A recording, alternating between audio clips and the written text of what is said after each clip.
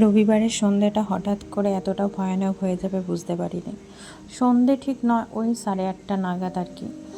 এর আগেও আমার মেয়ের এই একই ঘটনা ঘটেছিল, কিন্তু ওই কিছুদিনের মধ্যে আবার যে সেই ঘটনাটার পুনরাবৃত্তি হবে মানে আমি একদমই ভাবিনি, আশা করিনি। বিপদ তো বলে কয়ে আসে না। তো সকাল থেকে সব কিছু ভালোই চলছিল। আজকে রবিবার, অনেক কিছু প্ল্যানিংও ছিল। সকালে উঠে যেরকম কাজকর্ম হয়, বিকালের ভেবেছিলাম আজকে একটু ঘুরতে যাব। কাল থেকে মেয়ের সকালে স্কুল দিয়ে দিয়েছে, তো অনেক কিছু ভাবছি যে এত সকালে এখন মর্নিংয়ে কি টিফিন দেবো বলে অনেক কিছু ভাবনা চিন্তা করছি। মেয়েটা সকাল থেকে হাসছে, খেলছে, ঘুরছে। বাবার সাথে দেখো না, দিব্যি বাজার গেল, সকালে ইডলি টিডলি করলাম, বাজার টাজার থেকে ঘুরে এলো, তারপরেও স্নান টান করলো, ভাত খেলো, ঘুমালো। ও খুব এক্সাইটেড ছিল যে সন্ধেবেলা ঘুরতে যাব। আবার সন্ধেবেলা ঘুরতে যাইনি যে তা না, সন্ধেবেলা তাড়াতাড়ি ঘুরতেও গেলাম, ঘুরে টুরে চলে এলাম, কেনাকাটা করে। একটু কেনাকাটা ছিল, বৃষ্টি চলে এসেছিলো। আর এখন আবার মর্নিংয়ে স্কুল বলে মেয়েটাকে তাড়াতাড়ি খাইয়ে দাইয়ে ঘুম পাড়াবো, তাই বেশিক্ষণ বাইরে থাকিনি। একটু ঘুরে আর যে দরকারি জিনিসপত্র কটা কিনে বাড়ি চলে এসেছি। মেয়ে তো দিব্যি মজায় আছে আজকে সারা দিন রবিবার। কিন্তু কে জানতো যে এরকম সারা দিনের পরে সে হঠাৎ করে এরকম একটা পরিস্থিতি তৈরি হবে। কদিন আগেও মেয়ের সাথে এটা হয়েছিল কদিন আগে, তখন ও মামার বাড়িতে ছিল।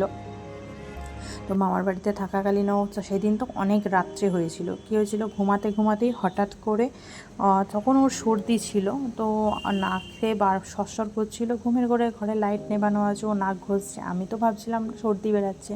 তারপর হঠাৎ করে রাতে আলো জেলে দেখি না ওর নাক থেকে ব্লাড আসছে, অনেকটা পরিমাণে ব্লাড আসছে। তখন রাত্রে 2:30 বাজে।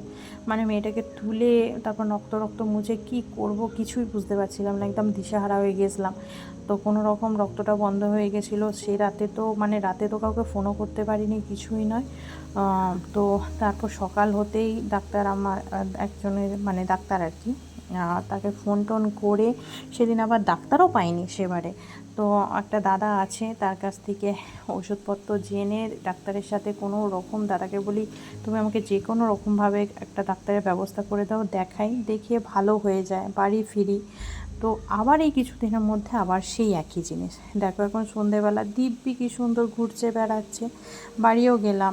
তারপর ওর টিফিনের ওই জোগাড় করছি, বলছি ওকে টিভি চালিয়ে দিলাম। তারপরে ও হঠাৎ এসে বলে, মা দেখো নাক থেকে রক্ত আসছে। ব্যাস, দেখে তো বাবা মা আর কি অবস্থা হয় বুঝতে পারছো, তার বাচ্চার যদি কিছু হয়। তো আমার তো যথারীতি গা হাত পুরো থরথর করছে। আমি গ্যাস ট্যাস নিভিয়ে দিয়ে ওর বাবাকে ফোন করি। ওর বাবা কিছুটা দূরেই ছিল, ওর বাবা তো সেখান থেকে ছুটতে আসে। এসে সঙ্গে সঙ্গে ওই দাদাটাকে ফোন করি। দাদাটা কিছু ওষুধ বলে। আর আমাদের গ্রামের ভিতরে বাড়ি তো খুব অসুবিধা, ওষুধের দোকান টোকান সমস্ত কিছু খুব অসুবিধা। তাড়াতাড়ি ওষুধের দোকানে তারপর পাঠানো হয় একজনকে, সে একটা ওষুধ এনে দেয়, দাদাকে যেটা বলে সেই ওষুধটা দিয়ে আমরা মারুতি টারুতি নিয়ে সঙ্গে সঙ্গে নার্সিংহোমে চলে আসি। দাদাটাকে ফোন করে দিই, যে ডক্টর যাকে থাকতে বলো, আমরা এক্ষুনি যাচ্ছি বলে এসে তাড়াহুড়ো করে ডক্টরকে দেখাই। সেই একই জিনিস নাকে হাত দিয়ে দিয়ে ঘা বানিয়ে ফেলেছে। তো এইভাবেই কালকে রাত্রিটা কাটলো। উফ, কি ভয়ানক।